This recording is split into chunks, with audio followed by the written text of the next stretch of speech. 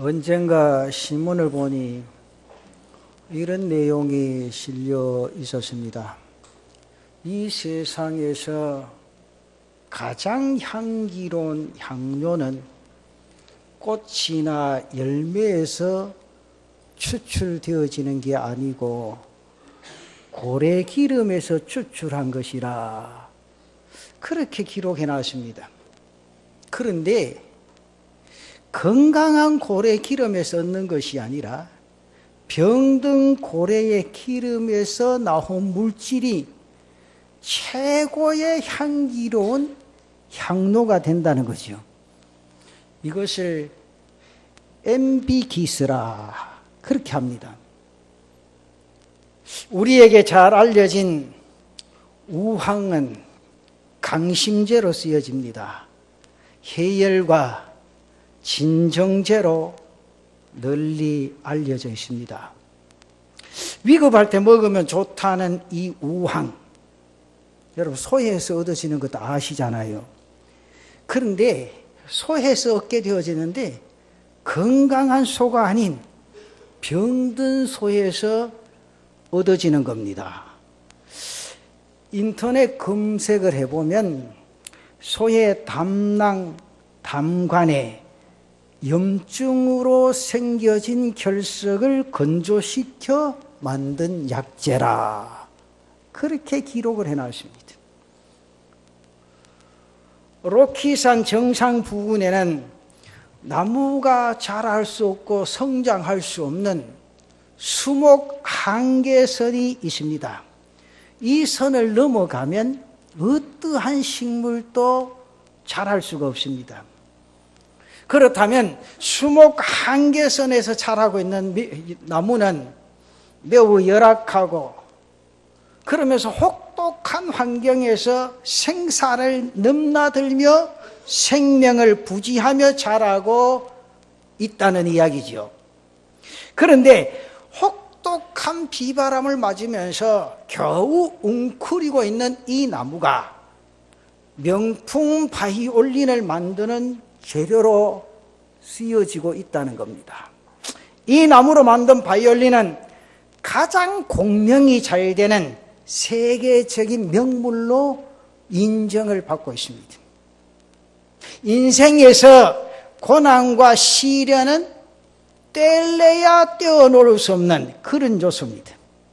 그런데 이 고난 속에는 하나님의 숨결이 담겨져 있음을 고백하게 됩니다. 여러분 신약시대에 가장 크게 활약했던 인물이 누구예요? 다 말합니다. 사도 바울이라고. 바울의 생애를 가만히 보면 누구보다도 가장 많은 영광을 하나님 앞에 돌린 그런 사도입니다. 그러면서 또한 가장 많은 고난을 겪었던 사도였다는 사실도 알 수가 있습니다. 본문을 찾아는 바울이 어느 날 귀신 들린 여종 하나를 만나지요. 그녀는 귀신의 힘을 빌어서 점을 치고 주인에게 많은 돈을 벌게 해줍니다. 악령에 사로잡혀 있는 여인을 안타깝게 여긴 바울이 예수 이름으로 귀신을 쫓아냈습니다. 그 뒤로 그녀에게는 자유와 평화가 찾아오고 구원이 찾아왔습니다. 그런데 이 일로 인해서 가장 큰 손해를 보게 된 사람이 있죠. 바로 여종이 점을 칠 수 있게 되죠. 점치는 일을 통해서 수입원이 많아졌는데 점을 칠 수 없게 되는 그런 환경이 되어질 때 수입원이 단절돼 버리니까 주인이 화가 나서 바울과 실라를 고소하는 그런 일이 벌어집니다. 고소 내용을 성경을 보면서 가만히 읽어보면 저 사람 로마 사람들이 받아들일 수 없고 행할 수도 없는 그런 풍속을 전하고 있다는 거지. 저 사람이 지금 로마를 어지럽히고 있으니 호되게 처벌해달라는 겁니다. 이에 모든 군정들이 합세해서 부당하게 재판을 하는데 그 내용이 16장 22절에 보면 나옵니다. 22절에 보면 무리가 일제히 일어나 고발하니 상관들이 옷을 찢어 벗기고 매로 치라 하여 그렇게 합니다. 온 무리가 어성거리고 옷을 찢어 벗긴 것을 보면 참 대단치도 않았던 것을 우리가 익히 알 수가 있습니다. 많은 매를 맞은 바울과 실라는 그래서 옥에 갇히는 신세가 되는데 성경에 보면 24절에는 이렇게 말해요. 그가 이러한 명령을 받아 그들을 깊은 옥에 가두고 그 발을 착고에 든든히 채웠더니 그렇게 말해요. 당시 감옥에는요 외옥과 내옥이 있었습니다. 깊은 옥에 가두었다. 이것은 내옥으로 사형수와 같은 중죄인을 가두는 참 어둡고 살벌한 곳입니다. 근데 그곳에도 그냥 들어간 게 아니고 쇠고랑을 차고 갇히게 됩니다. 지금 바울과 실라가 아무런 죄도 없이 억울하게 매를 맞습니다. 깊은 내옥에 갇히게 되었습니다. 그런데 오늘 성경 본문에 보니 하나님의 놀라운 역사가 여기서부터 본격되기 시작합니다. 오늘 말씀은 하나님의 사랑이 얼마나 큰가를 보여줍니다.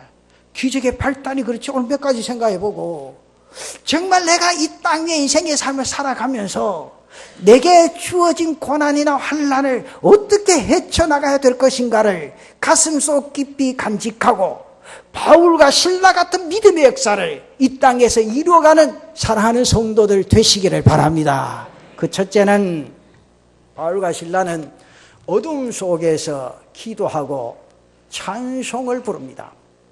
오늘 25절 말씀에 보면 한밤중에 바울과 실라가 기도하고 하나님을 찬송하며 죄수들이 듣더라.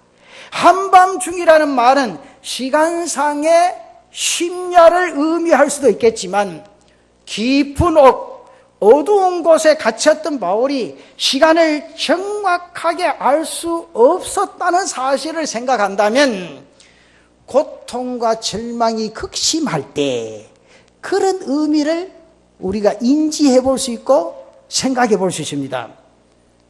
사실 바울과 실라는 억울한 누명을 쓰고 갇혔습니다. 이렇게 억울한 일도 없을 겁니다. 죄도 없는 사람을 매질했습니다. 그러면서 깊은 옥에 가두었습니다. 인간적으로 생각하면 여러분 분통 터지는 일이 아니에요. 억울해서 견딜 수 없는 일을 당하고 있는 겁니다. 나 같으면 어떻겠어요? 우리 같으면 매질한 사람을 미워하고 증오할 겁니다. 그렇죠? 안 그러십니까? 여기 나 어지러운 사람이니까 괜찮지. 나 같은 성격이 못된 사람 가만히 있겠어요? 예? 그거 가만히 생각을 해봐도 그렇죠. 우리는 말 한마디 잘못 들어도 야 뭐라고 내한테 그런 말 하노? 그만 그걸 속을 못 끓여가지고 지저란 말이야. 참 그런 경우가 많습니다. 그런데 관원들 원명하고 부패한 시대를 한탄했을 그럴 만한데도 이런 절망 속에서 바울과 실라를 하나님을 불렀다. 하나님을 찾았다. 하나님을 생각했다는 거지. 아멘 좀 해보시오. 하여튼 참 재미있다니까. 한번 생각해봐요. 내 같으면 어떤 상황인데 바울과 실라가 그런 억울한 지경에서 다른 생각 안 했어요. 하나님 바라본 거예요. 이제 아멘 가잖아. 이게 경상도 사람들의 특징입니다. 그것도 내일 아침에 아멘 안 해 다행이지. 비록 캄캄하고 어두운 옥에 갇혀질라도 그들에게 하나님을 바라볼 수 있는 그런 은혜가 있었다는 거죠. 하나님이 나와 함께 하신다는 믿음으로 그 절망과 억울함 속에서 기도와 찬송을 불렀다는 겁니다. 이게 중요한 사실이요. 사랑하는 남부민주관계 성도 여러분, 원망된 일도 많고 미워지는 사람도 많고 깊은 어둠 속에서 좌절하고 절망할 때도 우리의 인생의 삶에 많을 겁니다. 그러나 모든 사건이 일어나는 현상 속에 하나님의 경륜이시고 하나님의 섭리가 있으심을 느끼는 은혜가 있기를 바랍니다. 그래서 타오르는 절망이나 미움을 쌍그리쳐 던져버리고 이 땅 위의 인생의 삶을 감격하게 달려갈 수 있는 사랑하는 성도들 되시기를 바랍니다. 한번 미워해 보세요. 미워한다고 해결됩니까? 미워하면 누가 손냅니까? 따라합시다. 지가 손내다. 여기만 대답하네. 미워해봤자요, 자기만 손내요. 또 절망해봤자요, 자기만 낙심 속에 빠져요. 그런 걸 던져버려야 된다는 거죠. 저는요, 2015년 이제 딱 얼마 남았어? 2달 남았지. 여기 시간 가는 줄 모릅니까? 딱 2달 남았어요. 이제 2달 동안에 금년에 좌절감 일어났던 거, 미워했던 모습들 다 정리하이소. 던져버리소. 그게 내가 행복해지는 길이고 하나님의 뜻을 이루어가는 길이다, 그 말이죠. 미워한다고 해결되는 것도 아니고 절망한다고 해결되는 것도 아니다, 그 말. 어둠 속에서 하늘을 보았던 바울처럼 시련 속에서 주님을 바라보는 성도들 되시기를 축원합니다. 여러분의 기도와 찬송은 어둠을 깨뜨립니다. 옥문을 부수는 역사가 일어나게 될 줄로 믿습니다. 기도하고 찬송하라는 거지. 저는요, 목회하면서 사실 그래요. 목회하면서요, 뭐 특별히 내가 뭐 남의 물건을 훔치겠습니까? 다른 사람을 해외 팔겠습니까? 그래, 또 목사는요, 진짜 안 들어도 될 말들을 많이 들어봅니다. 그래서 목사는 오래 삽니다. 나도 얼마나 살지 몰라도. 그럴 때마다 제 방에 들어가면 지금은 이제 괜찮아요. 경륜도 쌓이고. 당연히 그 사람 같으면 그래 이야기 안 하겠나? 그럼 넘어가요. 근데 30대에 팔팔한데 말이죠. 열불 터진 일이 많다고요. 여러분, 목사 강단에서 목사님 좋겠다 존경만 받고. 여러분, 세상에 여러분들 낳은 자녀도 여러분들 부모들 존경만 합니까? 그러면요, 방에 딱 들어 다른 말에 우리 사무실 직원이 나오고 그러지. 목사님, 오늘 또 열났습니까? 왜? 했더니 동남풍아 불어라, 서북풍아 불어라, 가시밭에 백합화. 그거 쫙 부르고 나면 바람같이 사라진다고요. 나는 집에서 부부가 싸우는 거 보면 신기해요. 그거 왜 싸웁니까? 남자가 싸우면 그만큼 등신 같은 남자가 없습니다. 여자가 달라들면 그만큼요. 말할 게 없다, 진짜. 그래서 제가 청년부나 대학생들 가르칠 때 이렇게 그런 말을 해요. 나는 부부가 싸우면 신기하다. 우리 아들 뒤에 앉았으니까 괜찮아 들어도요. 정말로요. 우리 광화문 치는 일이 없어요. 그런데 마음이 삐뚤어질 때는 있어요. 왜? 아내가 남편을 사랑하는 마음이 많잖아. 그렇잖아요? 근데요, 내가 있으면 모든 남자가 자기 애인하고 싶어 하는데, 이리 보면, 옆에 가고, 평소에는 자기 남편한테도 안 하는 행동을 내한테 많이 한다고 해요. 그러면, 같은 여자로서 그런 마음 들잖아. 그럼 집에 와서, 여보, 그럴 때는 이렇게 하는 게 좋겠더라. 그래요. 그렇지. 그 맨날 그렇지 하고는 왜 안 하느냐, 그 말이요. 그 내가 하는 말이, 당신은 매일 보고 그 사람 한 번씩 볼게. 그 말도 좀 들어줘야 안 되겠나? 밥 먹을 때는 밥을 먹지, 밥 먹으라 불러놓고 매일 쓸데없는 소리 하느냐고. 그 본인은 그 다음부터 안 가겠대. 안 가면 또 그 사람 시험 들잖아. 그 일단 가자고. 오늘 절대로 안 그럴 테니까. 내나 절대로는 무슨 절대로라. 또 옆에서 이야기하면 또 밥도 못 먹고 식은 국만 먹고 오네. 에? 그러면은 열이 딱 부닥쳐고 상대방에서 이제 사건이 터지겠다 싶으면 딱 방법 있잖아. 교회 가서 엎드립니다. 하나님, 사랑하는 아내의 마음을 하나님이 해결해 달라고. 사람은 사람을 해결할 수 없습니다. 그렇죠? 이게 안 싸워봤습니까, 장로님들은? 우리 장로님들 인제 와서 싸움 기색이 없다니. 그래요. 그래서 여러분, 남자들 잘 생각해. 2-3시간만요 밖에 싹 나갔다 들어오면요, 아내는 그 다음부터 걱정합니다. 어디 갔을까? 밤이 됐으면 잠을 자야 될 텐데, 때가 되면 먹어야 될 건데, 그럼 저절로 풀리잖아. 그 정도는 안 풀리면 골치 아프다니까? 그렇잖아요? 오늘 우리의 인생의 삶 속에서 내가 어떤 모습으로 살아가느냐, 나는 하나님의 사람이냐 세상의 사람이냐 스스로 느끼면서 하나님의 사람으로 생각과 행동이 나타날 때 그 인생의 삶 속에 하나님의 뜻이 나타나게 되는 은혜가 있게 될 줄로 믿습니다. 그래서 우리는 어떤 순간에도 기도하고 찬송할 수 있어야 돼요. 그라이스요? 내가 오늘 왜 이런 설교를 하나 하면 다음 주 그 다음 주 총회가 있는데 총회하고 나면 왜 그래 미워지는 사람이 있는 거 몰라. 아이고 저기 어떻게 회장하냐고. 그래 놓고 기도할 때는 무슨 기도하냐면 하나님이 세워주셨다고 본인도 기도하네. 하나님이 세워주신 사람을 본인이 미워하면 어쩌노? 그 누구 미워하는 거예요? 하나님 미워하는 거 아니요. 여러분 내가요 목회하면서 재밌는 건요 말하고 기도하고 틀리더리. 와 기도는 거룩하게 하는데요 말은 독하게 하더라고.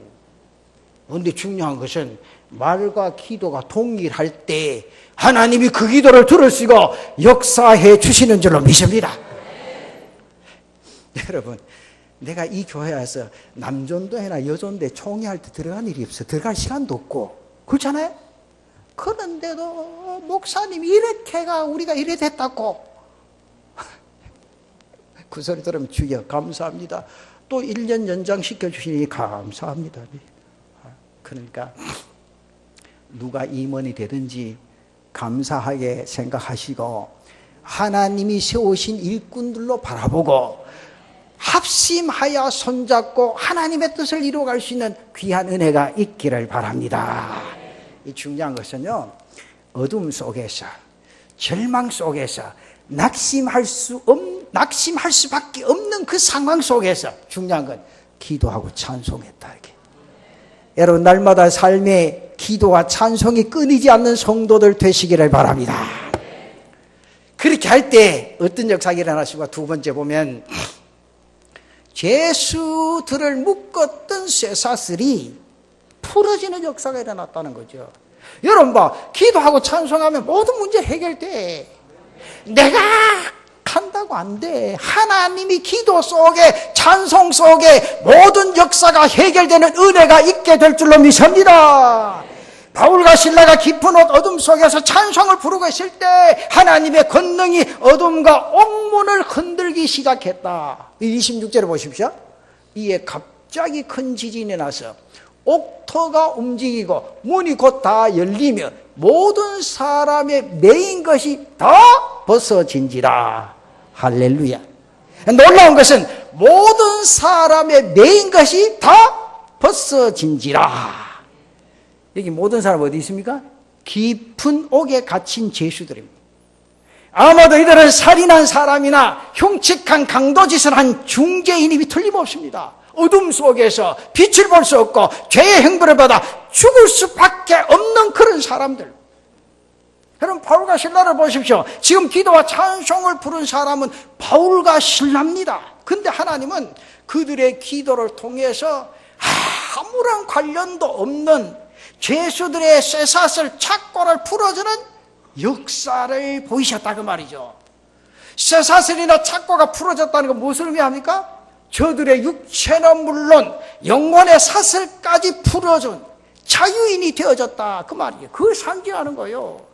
이 바울과 신라의 찬송을 듣고 있던 죄수들의 착고와 사슬이 다 풀어졌습니다. 이것은 바로 저들의 영혼과 양심을 짓누르고 있던 죄악의 무서운 짐들이 풀어져서 영혼의 자유와 평화를 얻었음을 말씀해 주고 있다는 사실입니다.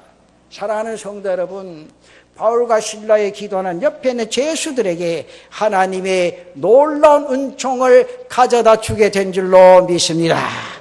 이와 같이 여러분의 기도가 여러분의 부모나 형제와 이웃들에게 하나님의 은총의 역사를 가져주는 놀라운 은혜가 나타나게 될 줄로 믿습니다. 그래서 여러분들 남편과 자녀를 위해 기도해야 돼요. 기도하이소. 이웃을 위해 기도하셔야 됩니다. 기도할 때 반드시 하나님의 은총이 그들을 찾아가 넘치는 은혜와 위로가 그들 가슴 속에 스며드는 역사가 일어나게 될 줄로 믿습니다. 그렇다면 하나님의 깊은 섭리로 볼 때 바울과 실라가 누명을 쓰고 기쁜 오게 하신 것은 결코 우연한 일이 아니었습니다. 복음의 생명을 건 두 종을 억울한 누명을 쓰게 하신 분도 하나님이십니다. 깊은 옥에 가두어 찬송을 부르게 하신 이도 하나님이시라는 거죠. 그리고 그들의 이런 고난을 통해서 버림받은 저 죄수들을 찾아가게 하셨고, 그러면서 그들의 영혼을 구원해 주신 분도 하나님이십니다. 깊은 옥에 갇힌 죄수들을 구원하시기 위해서 바울과 실라에게 고난을 주셨다는 말씀입니다. 여기에 죄수들을 찾아가시는 하나님의 사랑을 느끼고 하나님의 사랑을 발견할 수 있게 되어집니다.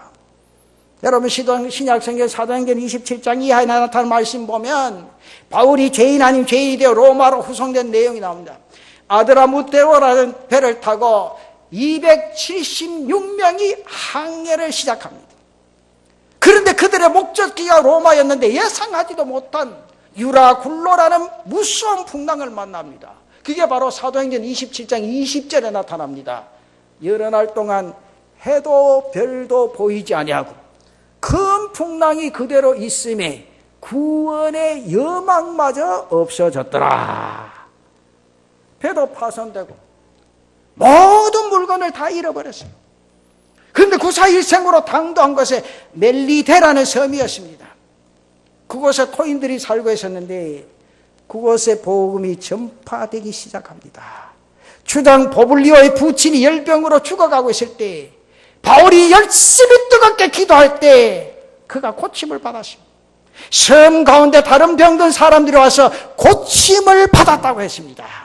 여러분, 로마로 향하는 바울에게 하나님께서는 유라쿨라라는 폭풍을 만나게 하시고 멜리데라고 하는 곳에 당도하게 하신 목적이 무엇입니까? 그곳에 사는 토인들을 사랑하셨고 그들을 구원하시기 위해서 바울에게 폭풍을 주신 줄로 믿습니다. 하나님께서 이렇게 역사하시지 아니하셨다면 오지의 토인들에게 복음이 어떻게 전해지겠냐고 말이죠. 그렇습니다. 지금 우리가 당하는 고난에는 하나님의 놀라운 경륜이 있는 줄로 믿습니다. 하나님의 영광을 이루시기 위한 고난이요, 이 고난 속에서 기도할 때 죄수들에게 은총이 임하셨던 같이 여러분의 기도는 하나님의 역사를 불러일으키게 될 줄로 믿습니다. 오늘 이 자리에 앉으신 분들 가운데 고난 없으신 분 계세요? 지금까지 살아오시면서 다 평안했어요? 하나님이 태어날 때부터 집도 주시고 귀한 명예도 주시고 권세도 주시고 그랬어요? 아니요.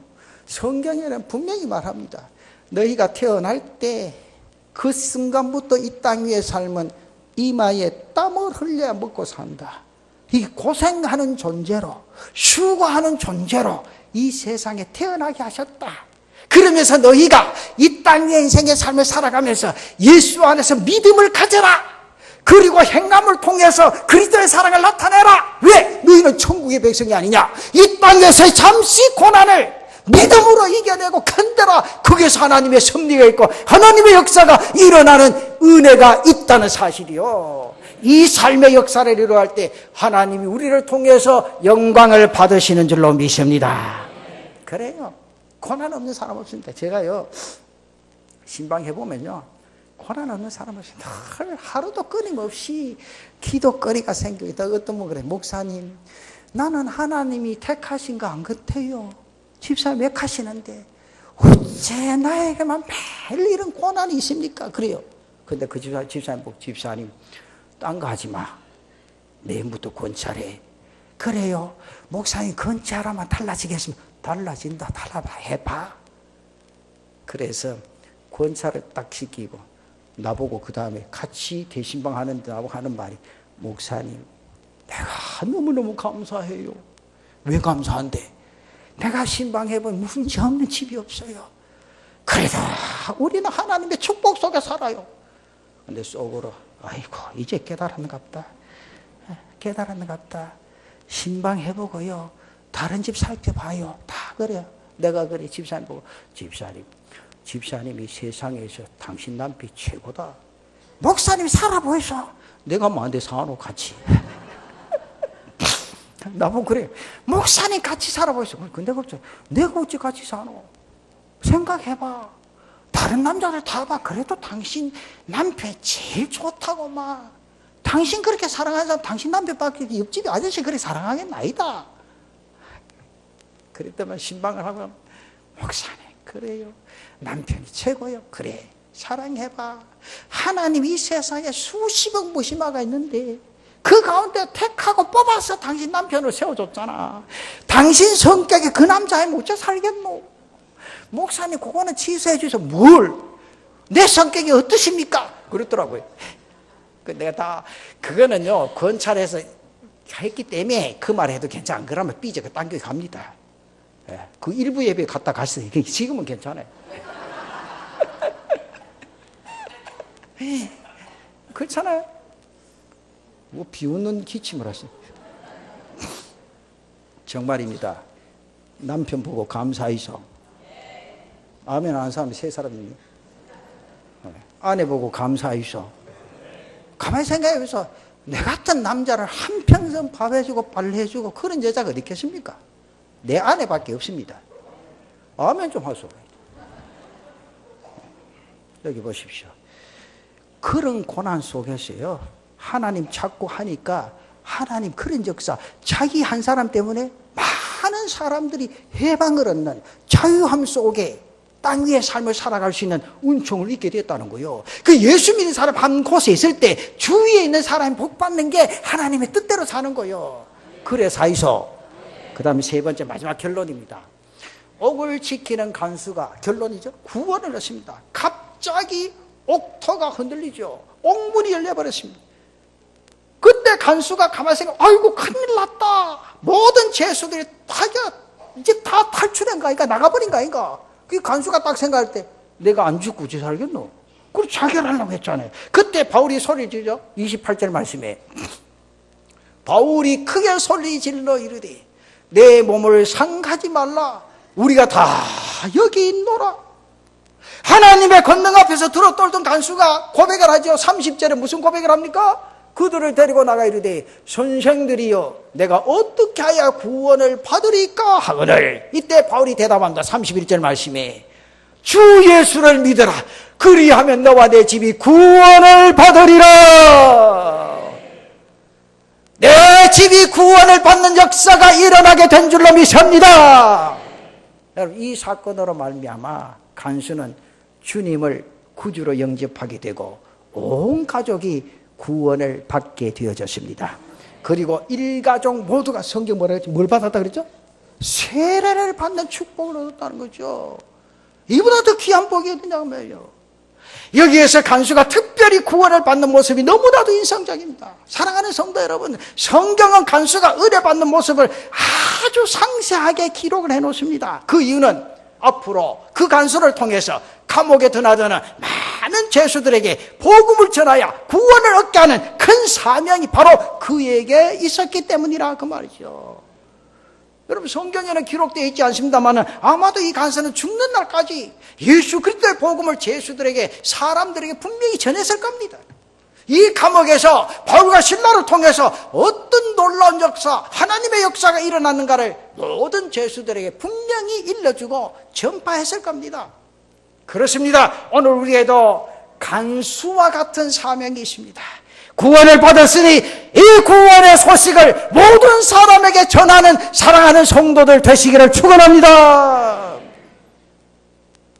바울과 실라가 겪은 고난 속에서 하나님의 놀라운 영광이 숨어 있었다는 겁니다.